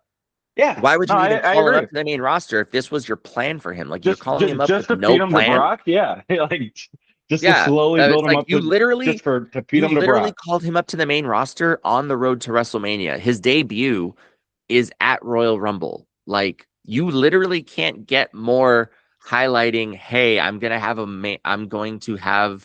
WrestleMania match than that, I feel. Like they're Yeah, invested in you. And if they yeah, like I'm kind of worried because I really like Oba, but I'm also kind of worried of like, oh, how are you guys gonna screw this up? Because we've seen what they've been doing with the builds so far. So yeah. I hate to say it, but I kind well, no, I think that they'll do right by Oba. I would if I had a bet on it, I'd say that they're probably not going to have Oba go against Brock. Although I do think that him going against Brock and winning would 100% be the best route to go. yeah. It So just seems like their creative is lost right now. if they don't though, if they don't have him go up against Brock at all, then They should have left him uh in NXT for sure. yeah, because then what the hell are Yeah, you doing? Like at that point, you you're didn't have literally just anything going to for him. give him a squash match again, and it's going Yeah, to be like Randy Orton going over on Joe Hendry. It's like what yeah. was even the point? So it's like, why did you bring Oba to do a squash match on WrestleMania when you could have just saved that for Raw? Let alone you could have kept him building in NXT and had us frothing at the mouth by the time you actually figured out what to do with him. So then you bring him up. So I do feel like I have the same concerns as you, but I actually do I think I'm a little bit more hopeful on what they're doing with Oba than you might be, just because they are slowly building him up and it does seem like it's to something, like you had him beat Miz and now like Miz is basically a jobber at this phase, but he's also a yeah, two-time world champ. That's still a big win. sure. Gargano kind of the same thing. But Gargano is one of the best workers in the business, one of the best NXT wrestlers of all time. Yeah. And then Rusev, like again, Rusev just can't get himself over no matter where he's at. But Rusev is at least portrayed as a very powerful wrestler. So I do think they're kind of like trying to elevate him step by step. It might not be the most interesting thing right now. It might be starting to lose a little luster, but I do think it's going somewhere, whether it's Brock or somebody else. I do think it's heading in a direction. They're just trying to kind of keep demonstrating how like powerful this guy is. And they did that with Brock too. They really did. They did the exact same thing. Yeah, but I feel like they put Brock into like after okay, so Brock was kind of a weird thing because they fed him in the beginning and then they instantly put him into like meaningful storylines. Well, it didn't take And it him wasn't long to like be world back then champion either. you didn't have yeah, you didn't have NXT back then. They all were OVW and that was So Brock could have been OVW champion. I don't know, and then moved over. So he had that experience, but we don't know that because that it wasn't mainstreamed like NXT is now. We got to see Right. Oba and get the championships in NXT and defend them and have those matches and stuff. So we've been aware of him up Right. to this point. Brock showed up, wrecked shop on people, and then all of a sudden he went from wrecking shop to being in title contention for stuff. And I'm like, that's kind of crazy. It was too Yeah. fast, it felt. Whereas Yeah. Oba No. feels like it's too slow. Or it Yeah. not too slow, but it's just like give him something meaningful. Like give him something where he can actually have matches. I get it. I don't know. It's getting to the point where it's starting to be a repetitive shtick. I understand that for sure, but I have to have a little faith that with WrestleMania season, what is WrestleMania season, but with WrestleMania approaching, I think they're trying to get him somewhere. I know I'm probably being a sucker, even after bashing creative as much as I have been, but I can't lose all my faith. I have to think they got something in mind because otherwise it really was pointless to call him up. Yeah. Yeah. I honestly at this point, like, I mean, I know we're still over a year or over a month, not a year. That'd be crazy. Over a month away from WrestleMania, but I honestly like the build so far. There's no faith. Like Yeah, you no, said, like I said, yeah, We're Jericho's now coming. putting it Yeah, out into the universe that Jericho is going to show up because that's the only thing. The fantasy of Jericho showing up is the only thing we have to look forward to at WrestleMania right now. That's save sad. us, Y2J. Save us, please. Yeah, Uh, no, for sure. yeah. So I'm like, I don't trust them, I guess, is the point of that. And it's like one of those things of like, I'm in on Oba, don't fuck it up. And I don't see a situation right now where they don't.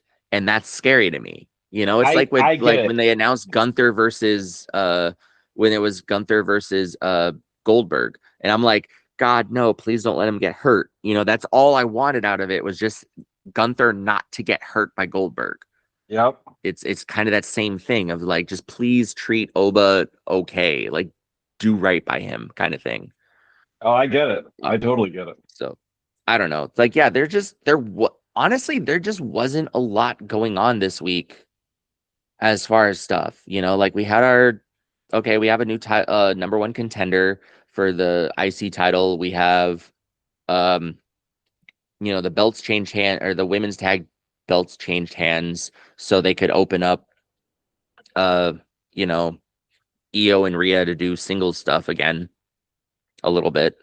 Mhm. Uh, we had the gauntlet matches, and yeah, and then we had some promo stuff. Like I don't Yeah, not a whole really lot. know. There Not a whole lot of there just compelling stuff. wasn't a whole lot going on.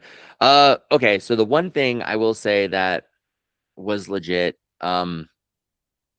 What are your thoughts on Finn getting booted from the Judgment Day? Oh yeah, that great. I'm so glad you brought that up because I would have forgot to even mention it. I thought it was interesting. I didn't love it. I like even though Judgment Day isn't doing a ton right now, I always kind of like Judgment Day. I thought it was a little weird. I found myself disappointed in JD, but I feel like that's kind of by design. So kudos to them for drawing that emotion out of me. I don't really know. Like Finn is a pivotal character in Judgment Day, so I don't feel like this helps Judgment Day.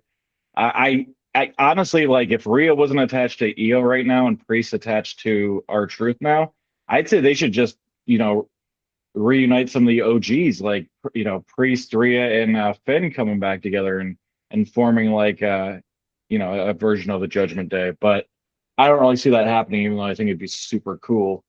I don't know. It was a little weird. Like I said, unless they did what I just said, which I don't have any expectations that they will. Um, I don't like it. Well, and it kind of goes into that same thing. It's like, cool, now you're decoupling Finn from Judgment Day, right? Yeah. but for what purpose? Because if you're not going to give him a world title and you're going to have him flounder around like Sammy's doing, then what's the damn point? Because right Yeah. now you're taking him out of Judgment Day seemingly so he can have those singles opportunities, right? Like Judgment Day is holding you back. Here you go, kind of thing.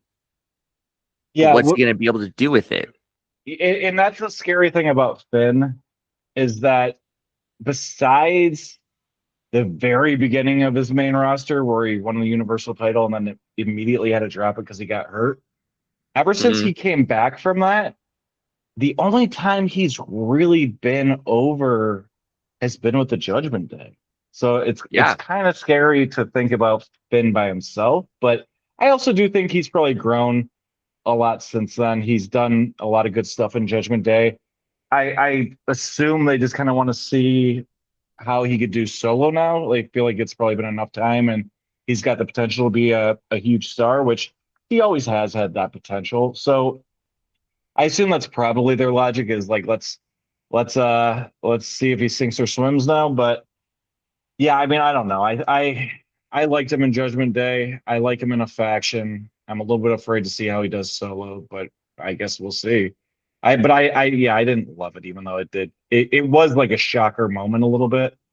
But Yeah. sometimes they'll do shocker moments that the follow through is so weak that they shouldn't have even done it. It wasn't even worth it. That's what I'm kind of afraid this might be. I agree. Like at first I thought it was gonna be the women were gonna split because of the, Roxy and Liv being gone and then Liv coming back. But Oh then when yeah, they started yeah, the me too. tensions with Finn, I was like, okay, this is not going to end well. I don't like how they did it. I knew, cool, either Dom's getting booted or Finn's getting booted. But uh the way that they did it, like you said with JD, I was not surprised. I was surprised. I was not expecting that, is what I was trying to say. Um, and I was kind of disappointed because I was expecting JD to be more of a sideline of like, oh God, what are you doing? Okay, we're doing this, I guess, but And it I seemed don't like he want was at to. first, but yeah, then he He was just at first, full but then turned by on him. the end of Yeah. it, he's like sitting there, like dropping chair shots on his chest, like Yeah. fully in. And I'm like, I Why, JD? he could have Why? been involved without being that involved, Right. like, Or and been then like it, somewhat neutral or something. yeah, and then it's like, cool, you're supporting the club, but then at the same time, like, you didn't like what was going on, and it leaves open to have those like a conversation and push that storyline a couple weeks or something out, where Yeah. then you get to Yeah. put the focus a little bit on JD, which would be nice. But yeah, they didn't do that. They were like, okay, cool. Nope. Oh, this is what we're doing. All right. Well, I guess I'll just smack him in the in the chest with a chair now. Like, oh, we're going in. Cool. I'll kick him. I'll hold him down. Like it felt weird. It just felt Yeah. kind of weird the way they did it. I Oh didn't no, yeah, care it was for a it. brutal beatdown, and JD was a Yeah. big part of the brutality of that beatdown. So yeah, just a little weird to see. But Yeah. like I said, Yeah. it And did, if nothing else, it did give some shock value, mostly because of not just him getting kicked out of the Judgment Day, but because of JD. yeah, for sure. I was not expecting it as much because of JD's involvement as involved as it was. Or like the Yeah. fact that he intercepted Finn in the first place, I was like, oh damn, you Yeah, know. yeah. And then it was like, yeah, like I said, I was expecting it to kind of be a little more on the neutral sideline side from that, but no, I just went all in. So it's like, oh well, this is happening, I guess. Yeah. Um, Yeah. We'll see. yeah, we'll see. We'll see what happens. Um, yeah, like I said, there's not much else. I guess you want to get into Power top fives fives. or That our ranks? yeah, yeah. Let's you do you want to kick off the Power Five? Yeah, I'll kick it off. I'll kick it off. Okay, so I'm gonna kick off with the women. You know what? No, no, I'm gonna kick off with the men this time. Ooh. Yeah. The women have been trying and putting on some good shows, so they're getting the spotlight tonight or All today. right, holding the door. Very gentlemanly. There we go. All right, so for the men, honorable mention, I have Carmelo Hayes. Fair, Uh, fair. Dude has been a beast. Just Yes. in ring, just putting on performance after performance. I understand like the open challenge and workhorse title and all that fun stuff. Mhm. Um, he's been doing it, and the matches have been really entertaining, and that was no exception this week. So, Yep. yeah. So I'm basically I'm here for it. You know. Yeah, he's been doing good Uh, stuff. Speaking of title matches and things that went awry and whatnot, um, El Grande Americano comes in at number 5. Original recipe. Oh, Original okay. recipe. Okay. I like it. Yeah, they've been putting the focus a lot more since he came back, on him. And granted, trying to build him up and stuff. I'm waiting for the inevitable feud between him and El Grande Americano, For where it's sure. basically mask versus mask. It'll be on the pre-show of this 8-hour extravaganza. There we go. Right. Uh, Yeah. yeah. ESPN 1 on the East Yeah. Coast, but ESPN 2 if you're in Central, but on Netflix if you're in Hawaii, but only in Hawaii. Right. Like that kind of weird setting up. It'll be somewhere in there. You have to find the secret code to log on to their YouTube page to watch that match. Right. But Um, I do hope they do something with it because I'm I do interested in it too. as well. It's fun. Yeah, and I mean, let's Not if we're everything has to be pulling, that serious. That's fun. yeah, if we're pulling the curtain back, the men under the masks of El Grande and original El Grande are both exceedingly capable wrestlers, and honestly, two of my favorite tacticians, Yeah. technical, whatever, Yeah. however, they're Tacticians. Yeah. fantastic. I don't. Yeah, They are. They're fantastic. whoever those And guys are whoever they typically are, very they are unsung. very much. Yeah. They know what they're doing. Super Um, talented, unsung, and this is kind of like a nice little fun thing that they get to do.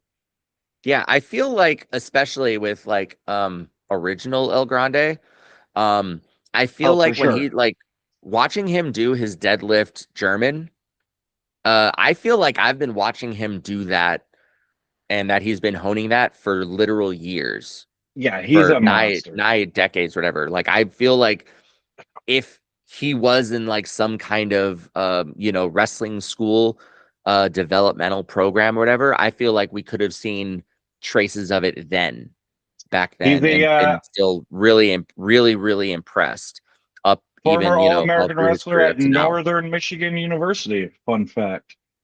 Oh, Hmm. very nice. So yeah, all of that aside, that's what I'm saying. Like, original El Grande is getting a lot of shine right now, and he's doing really good stuff. I'm glad that he's back. And I'm really looking forward to that feud coming to a head, and then we only getting. I mean, I'm kind of looking forward to it, but at the same time, once it happens, we're gonna lose one of the Grandes. So I don't Probably. know what happens with that, because then it's like, cool, now you really are just going back to the mid card kind of thing. So So I'm I not don't trying to know. digress too far from your top five, but I do have a question for you about this. Yo, All right. So what do you want to see happen with that? I agree. There can be only one, and that's what it's probably going to go to. Who would you rather see give up the shtick? okay, so here's the question though. Are we keeping El Grande, the just El Grande, not current El Grande, but whoever the Whoever character wins of this El Grande feud is, takes over El Grande. are we keeping El Grande, the character, a heel? Yeah. Yeah. Well, I mean, I guess it kind of depends on which one keeps the shtick because it seems like Exactly. original isn't heel anymore. No, and he's going over way too far to be heel, but he was so good at being a heel Yeah, as original El Grande, and I was like, damn, I'm really in for this. Like I when he know. came I out, know. like the first time, so So we'll it's say like really it's hard. it's No, what you it's know whatever what? they want to do with it No, afterwards. I But this is really really hard for me, dude, because then it's it's like if it's you get tough. one, you might not get the other. And honestly, like who does it benefit more to be one versus the other? You know what I'm saying? I get what you're saying. I have my Because thoughts. if if we're to believe the conspiracy theories that Michael Cole is putting out there, that original El Grande is in some universe, fucking Chad Gable Whoa. and El Grande right now is, like what, like Ludwig or something. Like who would benefit more from getting unmasked and having to continue with their unmasked character? Like Right. That's what it if comes those down were to. if those in this Yeah. weird conspiracy universe that Michael Cole keeps pitching, I don't believe is it, but that's that all the information we have to go on. So we'll just that's play into yeah, that I'm because we just don't gonna have any other react to data that. points. Yeah. Yeah.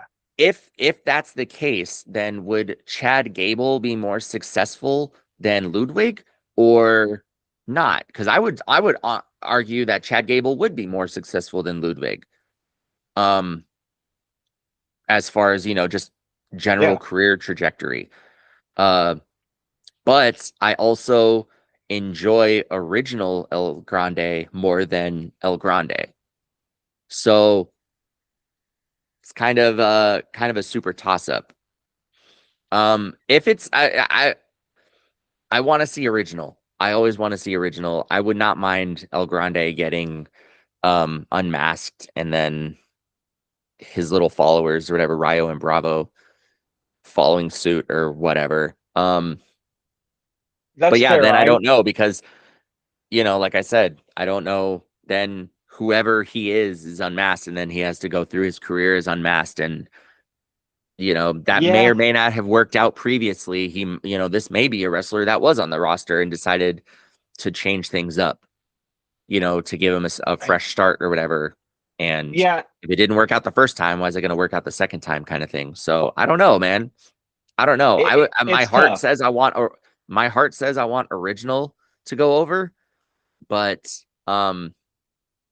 I think that the man under the mask of original probably is, I mean, Has just more by looking potential at the without the shape mask. that they're in, just looking at the Yeah. shape that Oh they're in yeah. and what they Yeah. can do in the ring, I feel like the whoever's under the mask of original El Grande could be successful, has a higher likelihood of being successful without the mask than current El Grande does.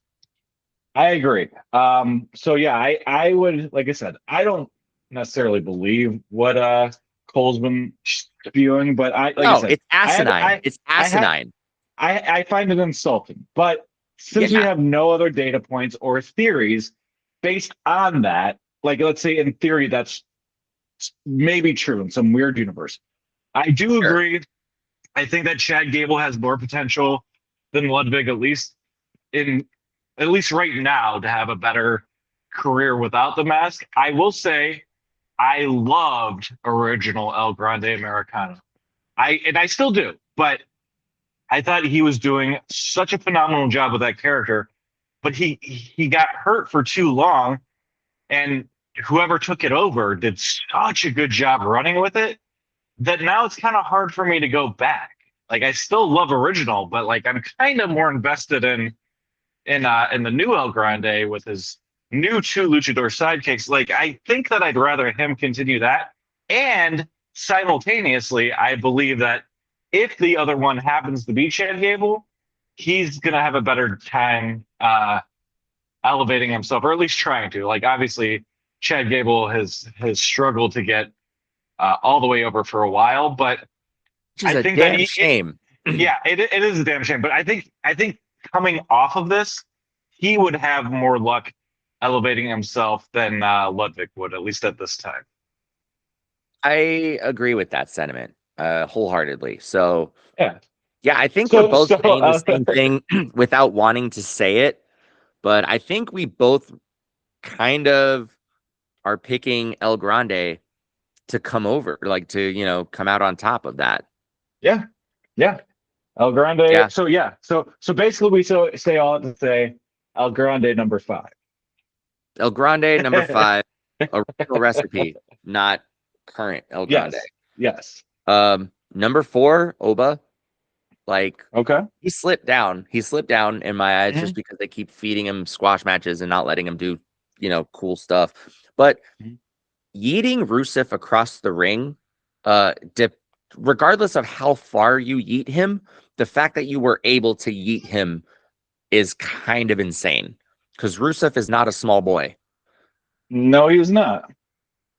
He picked Rusev. Like I was watching, and my wife was on her phone, like playing a phone game or something while I was watching Raw. And then she's like, "Oh, it's Rusev. Oh, it's Oba. That'll be fun." So she kind of Hmm. looked over. She happened to look over at the point in the match where Oba picked Rusev up and chucked him, and she's like, "He just threw that man. Rusev, Yeah, that is a big man. He just threw him. He threw Rusev." And I'm like, "Yep, Oba." it's a Like lot of man. It's a it's a whole lot of lot of man. man.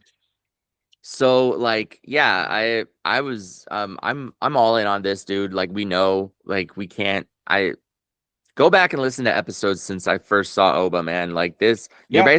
you're gonna assume that I have like What did I'm obsessed with him and I like have his picture on my wall with hearts around it or something, dude. Like it and I don't care. Oba, Oba. Hey, a proper mark out for sure. And I'm Yeah. for it. Yeah. Anybody that can come in and make me feel this way, knowing what I know about the industry and everything like that, and still feel this way, has succeeded. They made you People like believe. throwing that out there. He made me believe, damn it. Yep. Yep. Number three is gonna be Seth Rollins. Okay. Since coming back, he has said, I think, nothing. I think you're Since right, showing actually. up, I don't think he's said anything, I right? think you're Like, did right. he say any? He didn't say anything on Raw. I don't think he did. I don't think I I don't think he actually said anything. Adam Pierce just sat there, talked at him, and then the vision came out. yeah, and they did their little runaround and whatnot. Yeah, and then they did their little runaround shell game Hmm. and ran away. So he gets the number three spot. Dude hasn't even like he showed up at Elimination Chamber, eliminated Logan Paul, and has Yeah. not said a damn word since, or since coming back from then to coming back. All And business. still been fantastic as only Seth can, right? So I'm really looking forward to when he comes back, but they're definitely, even if he's not super totally cleared, which I don't think he would actually be allowed to be doing the stuff that he's doing if he wasn't cleared to, just playing up the storyline or whatever. But um They must I be think expecting him to be clear soon if he's not. yeah, if nothing else, it's like he's enough to be able to go in and start giving little bumps, but maybe not Yeah. just at the level of like taking full on ones Yeah. yet. Not a full match yet, but yeah, he's got to be close. Yeah, for sure. So, yeah, I'm again, it's Seth. I'm always looking forward to what he puts together because, I mean, we could be looking at a whole new Seth, honestly. Like every time he comes back from like an injury or an absence or something like that, kind of reinvents himself a little bit. And that's one of the reasons why he stayed on top for so long. So Yeah, no, he's I'm good at really doing that. in. I want to see what happens with him. Number two is going to be Finn. Despite Okay. getting kicked out of the Judgment Day and beat to hell, they have been giving him a lot of time and storyline I attention agree. and everything, and it's really paid off because we've gotten to see one-on-one matches with Finn and CM Punk, which you remember who Finn Balor is. Like we've said that before, and you don't get those matches all the time when he's like tagging with JD and stuff like that. Like we haven't gotten to see Finn Balor at Finn Balor quality, you know, in I a agree. while. So being able to get that in there and actually have them pushing that forward, I'm in. I'm in for it. And then yeah, number one is Penta. Did not ever think that Luchador would be number one, but here we are. Okay. All right. Like I said, he's slowly changing my mind on Lucha, and he has done a just phenomenal job of blending the two styles together in a sense, in a way that makes Lucha make sense in my brain. Um, as far as like, match psychology and everything, everything has to make sense. He makes it make sense for me. So I love it. It's fun. It's exciting. He's been grinding. I'm not glad that he got the win over Dom, but I am glad that he got the win. But yeah, fair Um, enough.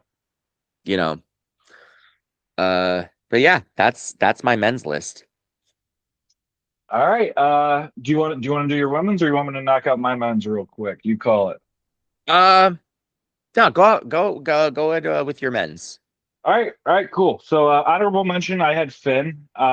Pretty much same reason you said. I can't put him on the list yet for me because he really hasn't been winning, but he has been in relevant storylines. He has been more in the spotlight than he has been lately. So he is definitely worth an honorable mention to me.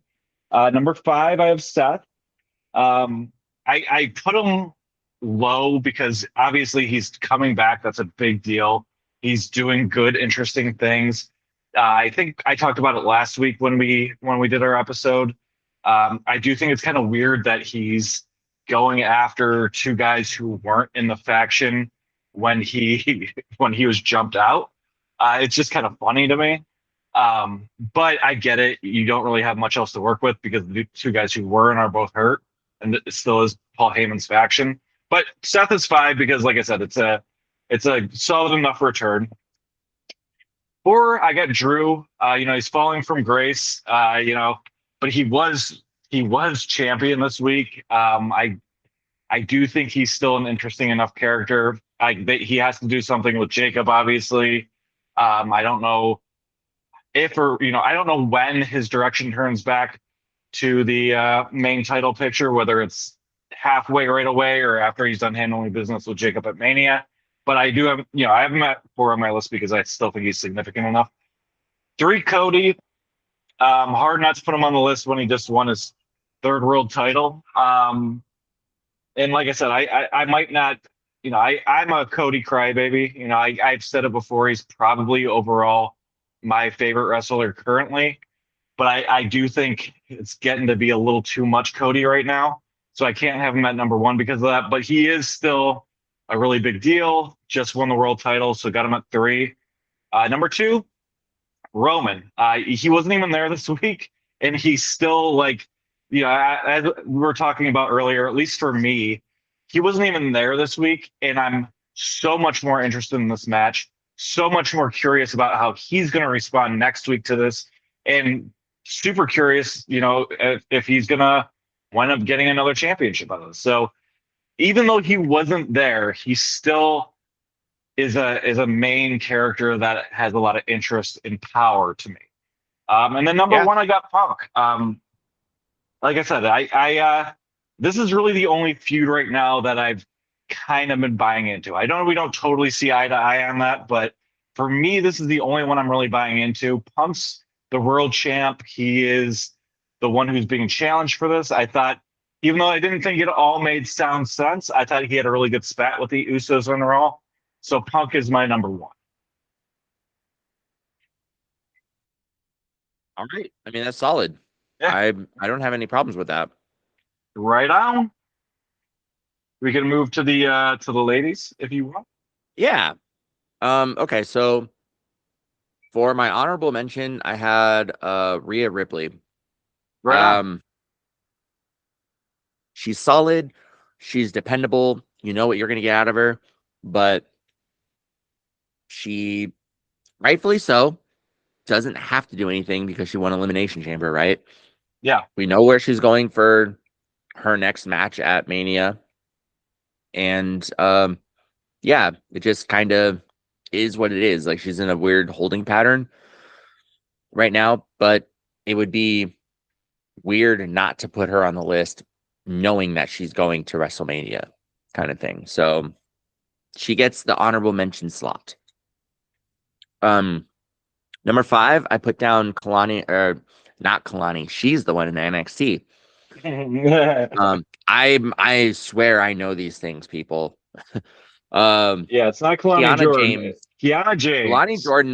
Kalani Jordan is fantastic too, by the way. Like, I'm digging her. I don't know. The storylines in NXT are kind of weird. I have to go back and watch because I haven't watched Vengeance Day yet. So I haven't seen. Quick spoiler alert, she's on my list, and I couldn't even help you out with it. I was just like, what? Why am I blanking out again? Stupid. No, that's fair. Yeah, Kalani Jordan is legit, guys. It was weird. They had Michigan State training video I just gotta montage. plug Michigan people. Sorry. What's up? No, sorry, I just said Michigan State alumni. I just have to call out Michigan people when I see Oh, them. there you go. Do it. Yeah. Ooh, your state though? No, I'm not. I'm Michigan. I'm go blue. But I just Okay, acknowledge that she went to school in the state. I do not like Michigan that's State for fair. the record. No, that's fair. I have we have a friend who went did not go to state. Yeah, she went to Michigan. So we learned that there's a difference.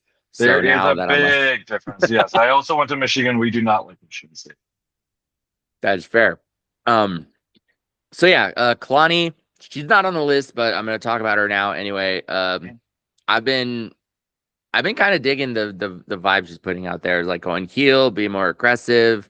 Um, don't just call me a gymnast kind of deal. Yeah, I think it was kind of weird to bring back Shayna Baszler for a training video, but I don't know if that means that we might get Shayna back a little bit.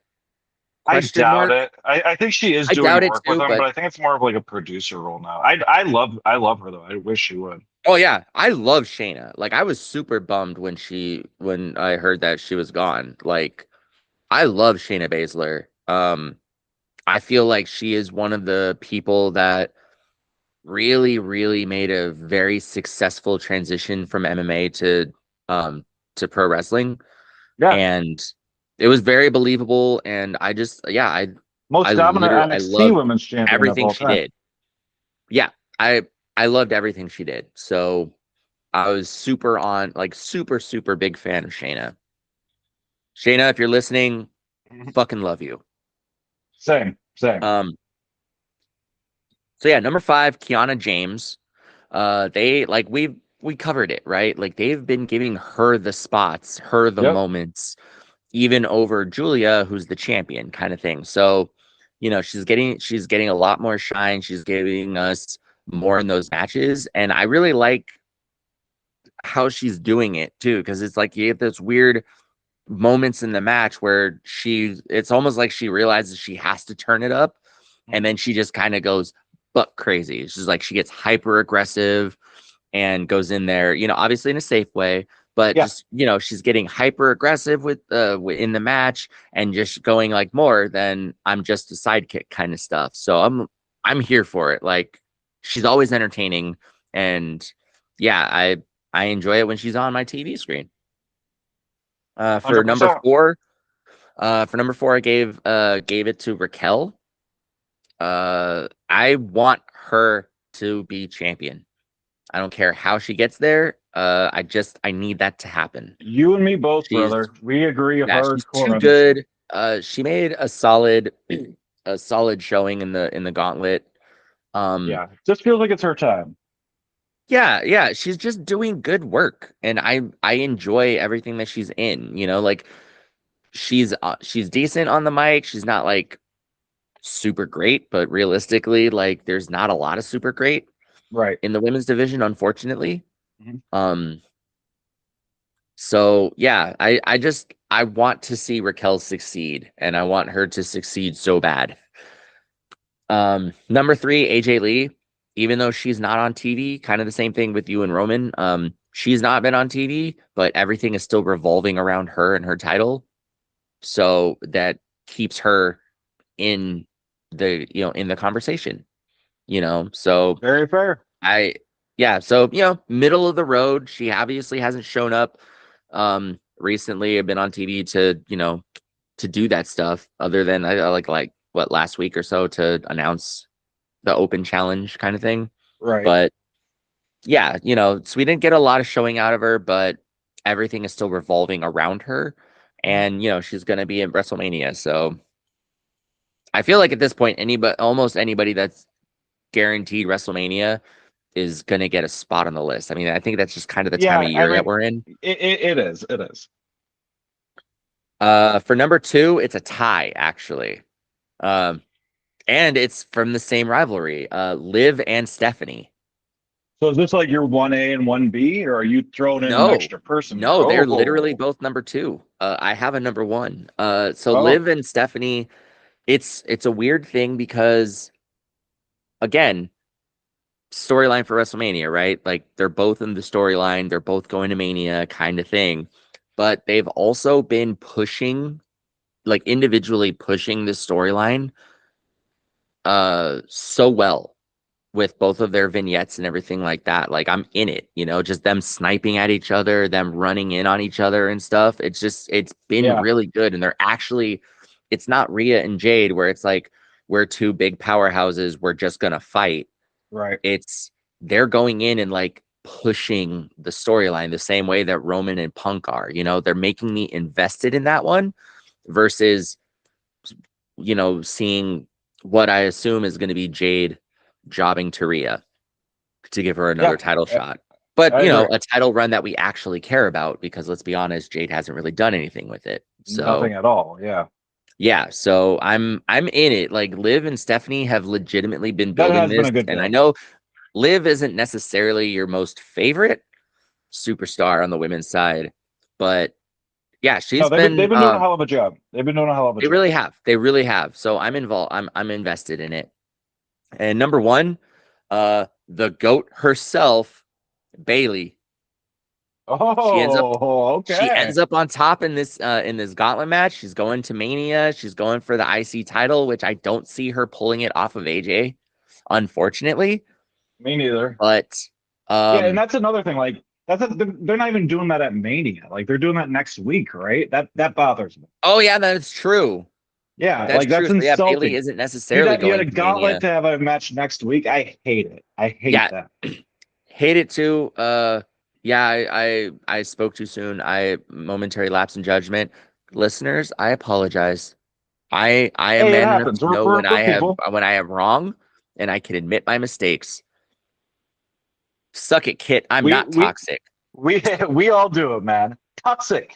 Um so yeah, no, but I don't yeah, you're right. I don't like that the gauntlet uh the It's match got a is going to match for be next week. Yeah. a week after. Yeah, just on a regular Raw. I feel like this buildup could be WrestleMania level, and then they could build a great match out of it.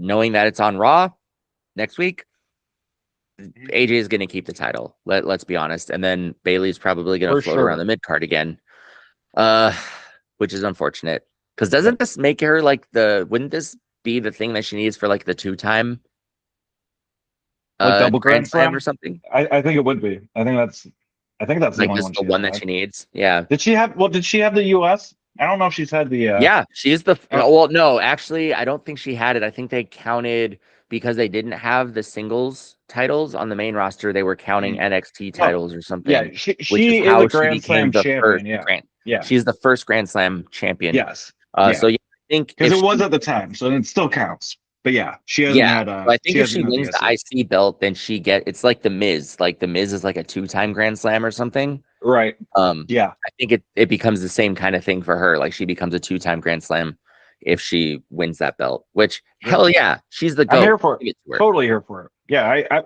you know I love Bailey. Absolutely. Absolutely. All right. So what do you got? Hit me. Okay. All right. My honorable mention, it's gonna sound a little tacky, but it's Natty. I kind of like this new character that she's been kind of introducing and playing with. I'm into it. So like I said, Okay. she hasn't done anything to get into the top five, and I'm not gonna let her in the top five yet. But honorable mention just to say, I see you, Natty, and I like what you're doing. Um, Dude, I feel no, like we've been watching Natty for like 50 years yeah, and yeah, she's been like lower mid card the entire time. yeah. Like, They'll throw her a main title every blue moon. She probably hasn't had one in a decade, but she's probably had it a couple times. But yeah, they do not. For as talented as she is, and as much of a mentor she's been in the locker room for so many of these women, it's crazy that they haven't given her enough on-air respect. So shout out I'm looking Natty. this I up appreciate now. the new character. Yeah, yeah, yeah. Well, yeah. While you're looking it up, I'll continue on because we have a lot of overlap with our women. Yes. That's not a bad, but five, Raquel. Like I said, you hit on every point. I love Raquel. I think she's ready to be pushed. I can't really have her any higher than five because she hasn't really been successful in a lot of her, little pushes. But I do think they're starting to show her a little bit more appreciation. She's getting more opportunities. I think she's looking good in these opportunities. So I can't say I hate it, but I need a little bit more to push her past five. Um, for Kiana James, like what you were saying, what I was talking about earlier, she's starting to overshadow Julia, which I think is not intentional, but a really interesting concept. Um, Yeah. she's good, man. Like I'm not trying to sound superficial, but like she's super hot, which is always a plus. She's really good in the ring, and honestly, just from the time she's debuted on the main roster to now, her mic skills have noticeably improved. So, Yeah. just started as kind of like her sidekick, where she wasn't even wrestling, and then slowly started having a few matches on the main card, and yeah, I think she's good. I think she's got a ton of potential. So, Kiana's at number 4 for me. Question. Uh, yep. Do you think that she's on kind of like a almost like a Big E trajectory where, like Big E came in as like a sidekick for AJ Lee or like a bodyguard and then Yeah. ended up, where Big E is, he was a world Yeah, champion and, founding for member of the sure. New Day and stuff. So do you think that that might be kind of a trajectory that she's headed in? I think it's possible. I definitely do. I could see her. I could actually see her being like one of the higher female performers within a few years. I could see. I do think she's got that kind of potential. Like I said, not yet, not right now, but the kind of potential that Right. I'm seeing, I do think it's there. Where if she keeps growing at this rate, yeah, I actually do think she could do some really good things. Right on.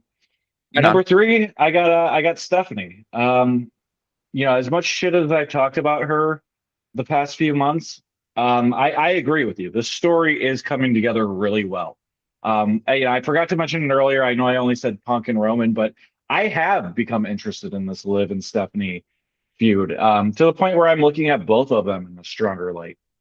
So, Stephanie, she's a champ. Like I said, she hasn't really done a ton with the title, but this rivalry that they're building up to, I actually think has been pretty good. They've done a pretty good job working towards this. Definitely been heating up, definitely been getting my interest.